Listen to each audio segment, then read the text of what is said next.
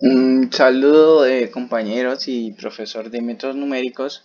La presente video trata pues de sustentar el método de Euler que pues está abarcado en la unidad 5 y pues este método se usa para la resolución de ecuaciones diferenciales ordinarias y en más específica en ecuaciones EDO de primer orden.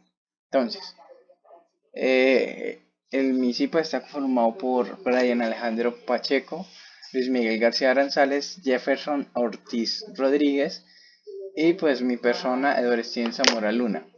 Entonces, descripción del método.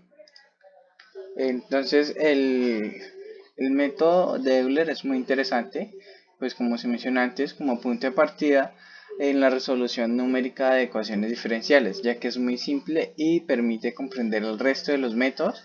El resto de los métodos es como el mismo método de Euler, pero modificado, o también está los métodos de range Qt o Qt. Entonces, el método de Euler consiste en encontrar iterativamente la solución de una ecuación lineal de primer orden y valores iniciales conocidos en un rango de valores, permitiendo encontrar el valor inicial x sub 0 y avanzando con un paso h. Entonces, normalmente, como se mencionó antes, la solución se comienza a partir de un valor inicial que es x sub 0 y luego se da un paso hasta, pues, digamos, es saber el comportamiento de la función. Pero hay otros casos en donde se da un valor inicial y un valor final en el que se quiere llegar. A este valor final a veces se le llama x sub n o x sub f, que indicaría como el final. Entonces aquí podemos ver abajo la fórmula para hallar este paso, o a veces simplemente el paso sea como, digamos, un valor como 0.1 o 0.01, y allí es donde se ve qué valor de h es más óptimo para crear la gráfica como tal de la convergencia de la función. Entonces, hay diferentes condiciones del método. El primero es que se debe conocer la derivada de la función dada, por eso x' es igual a f x y y como tal. Entonces, como se mencionó antes, es una función iterativa. Entonces, se trabaja por intervalos. Podemos ver que hay un intervalo x sub 0, x sub 1, x sub 2, hasta pues llegar a x sub n. Estas derivadas se pueden reemplazar por pendientes. A veces la pendiente se pueden reemplazar por, por la k o pues a veces por una m, ¿sí? Luego se hace una especie de cálculos para ir hallando el valor de y, como lo podemos ver abajo. No sé si me están viendo el cursor, pero entonces se comienza con y sub 0 y luego pues se comienza con y1 es igual a y sub 0 más la pendiente por pues una diferencia de valores de x, ¿sí? Entonces prácticamente se va, cada vez que se requiera calcular un nuevo valor de y, se toma el valor de y anterior, por eso en y sub 2 se toma el valor de y sub 1 y luego pues se hace una suma entre una diferencia de términos de x pues por la pendiente calculada en ese punto.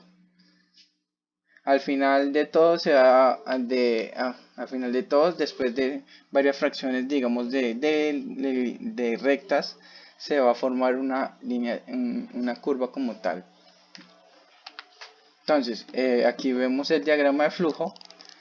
A su lado derecho vemos la explicación de cada uno y como se mencionó antes, como entrada se da un valor x sub i o x sub 0, que es lo mismo, luego la función y, luego el paso que sería el h, y la n a veces para no tener, digamos, una solución muy pesada, se da un número determinado de intervalos. En este caso aquí en la explicación se puede dar un ejemplo de que el intervalo puede ser 10, ¿sí?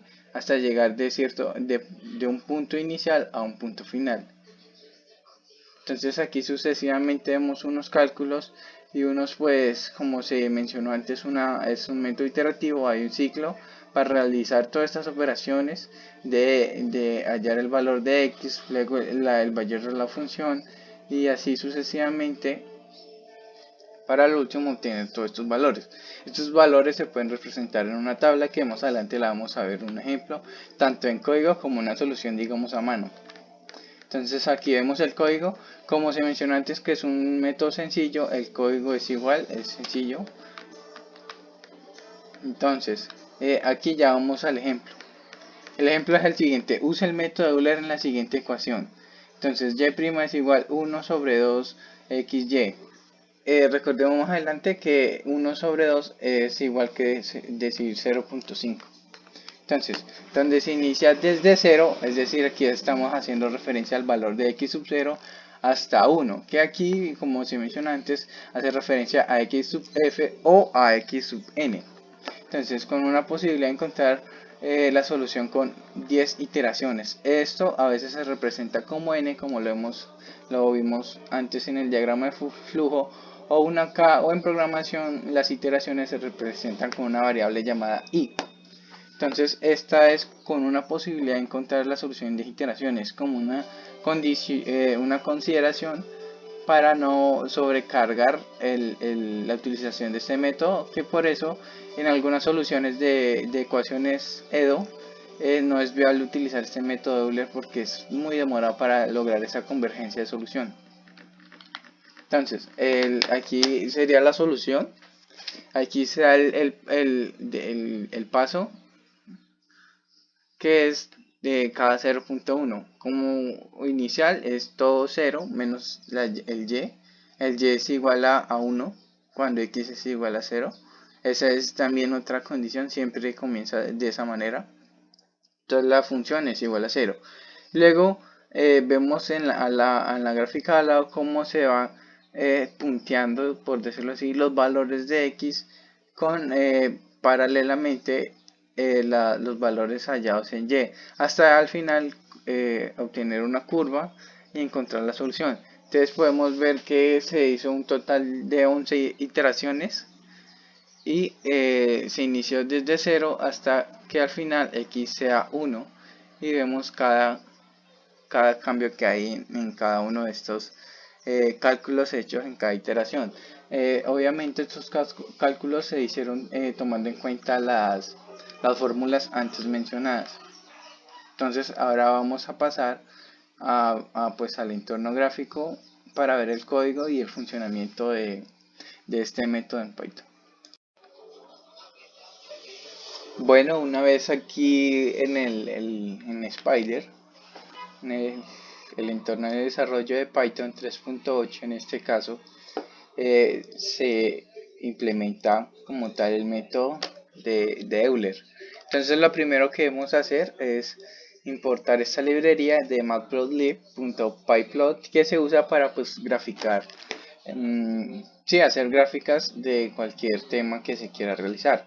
Entonces primero que todo hay un método que prácticamente representaría la función. Entonces como se mencionó antes era 1 sobre 2 por x por y.